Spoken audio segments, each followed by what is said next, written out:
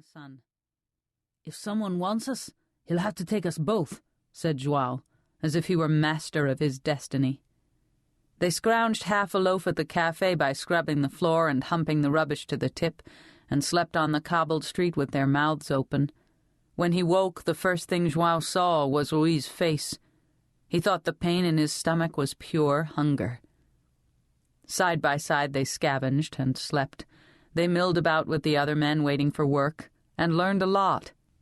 How to eke out a few words to last a conversation, how to lean against a wall, how to spit, and how to fill up on indifference. At the top of the square was a 2-story building with bars on the bottom window. João had never seen a prison before.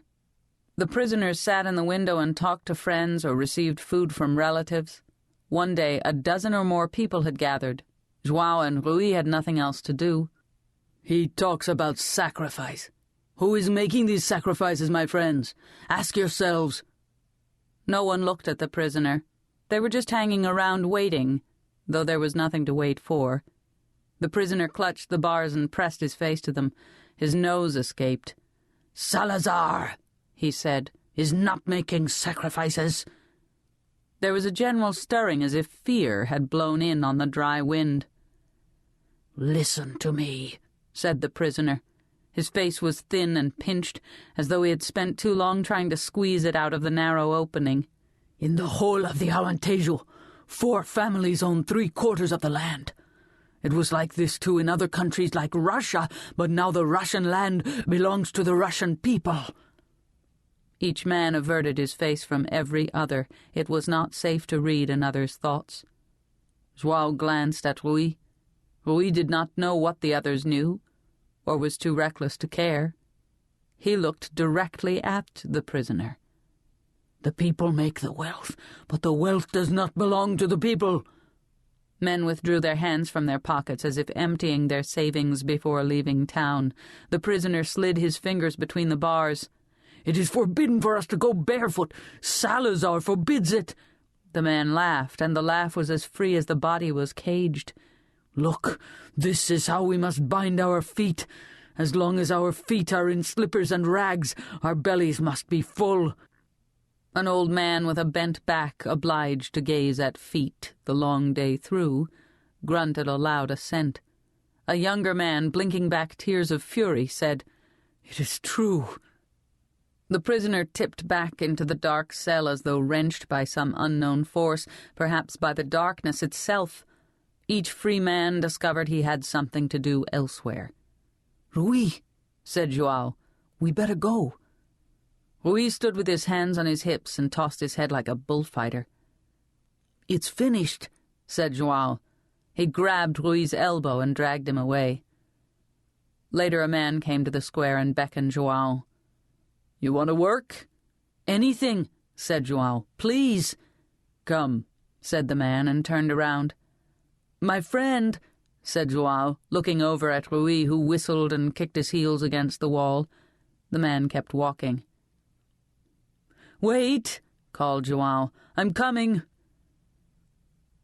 He looked up and saw Rui's hat on a large stone, bathed in a circle of milky light. He imagined Rui sitting there, taking off his hat for the last time. João's spine was stiff and there was an ache in his chest. He shifted in the damp grass and looked across and saw how oddly Rui's legs were lying. His trousers were hemmed with mud, one boot faced down and the other faced up. For us, thought João, there can be no ease. He had been there as usual on Thursday, outside the Junta de Freguesia for the game. Everyone was there. José, Manuel, Nelson, Carlos, Abel, and the rest. Only Mario did not come, because Mario had broken his hip. "That Manuel," said Rui, "is a cheating bastard." "That Rui," said Manuel, "is a stupid donkey." Everything went on the way it had for the past 18 years, since Rui turned up in Mama Rosa, though Rui and João had been the young ones then. "Carlos," said Abel, "you bow like a woman." "Shut up," said Carlos. What do you know about women?" Mayadinha was the best way for men to talk. You rolled the balls out onto the green and rolled the words out after them. You didn't have to face each other. Afterward, they locked the balls in the junta and went to the café to drink. "My granddaughter wants to go to Lisbon," said José. "My son left London and went to Glasgow," said Rui. "My daughter," said Carlos, "says she'll throw me out if I cough once more in the night, but she always says that." When it was time to go to bed, João walked with Nelson and Rui walked with Manuel. Sometimes João walked with Manuel. Sometimes he walked with José or Antonio or Mario. But in all those years, he had never walked alone with Rui. João thought he did not want to be the one to return Rui's hat to his wife. He thought and thought about what to do. A bird flew down and landed on the hat's ridge. It was gold with a black head and black feet. João had never seen a bird like that before, and he knew it was a sign that he should keep the hat. Then he remembered about Rui's wife. Dona Rosa Maria had died not last year but the year before that. The day they buried her was a scorcher, July the 4th, Memorial Day of Isabella of Portugal, patron saint of difficult marriages and the falsely accused. When they met for the second time, they were men.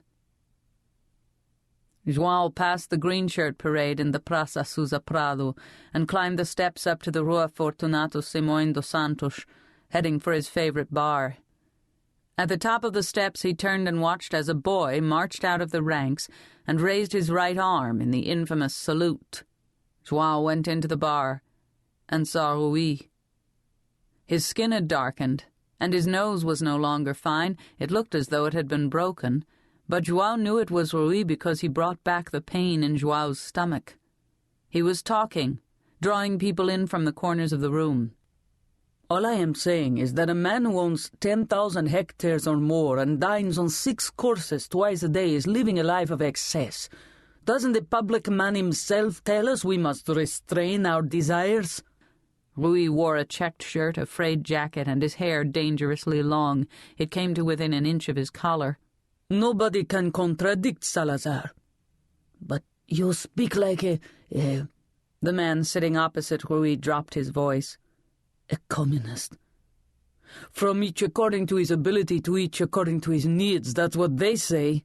Rui waved his hand. "Who ever heard such nonsense? Why should a man work according to his ability? Why should a man receive according to his needs? Imagine what would happen if people took this nonsense into their heads. Álvaro Cunhal," he let the name of the Communist Party leader hang for a while, "must rot in his cell forever." João knew what Rui was doing. He could see by the way the others shifted and glanced around that they knew too. "We are with the other side," said Rui. He looked up and saw João, and something passed across his face. "Black shirts and green shirts stick together." "Excuse me," said a little vole of a man sitting by the window, "but do you accuse Salazar of fascism?" "Accuse?" said Rui. "I certainly accuse him of nothing. In 1945, when he decreed all flags to fly at half-mast as a sign of respect for our dear departed Hitler, I saluted him. We supported the Germans, so of course it was a sad day for us all." "But no," cried the little man with his lips a-quiver. "We weren't with anybody." "Oh," said Rui, stroking his nose. "I forget. But nevertheless, I am sad when I am told to be sad." It was 1951, the third year João passed in Lindoso with his sister, her husband and their 4 children, and the husband's brother, mother, and aunt, in a long, low house with 3 doors and 1 window. In the season he cut cork, and when the season was over he did whatever he could. Over the years he had been a grape picker, an olive picker, a goat herd, a tanner of hides in Olhão, a labourer on the roads in Orique, and a gutter of fish in Portimão. He tried to warn Rui. "There are spies," he said. "Informers. That little man with the shrunken head, how does he make his living? Nobody knows." Rui shrugged. He felt his nose.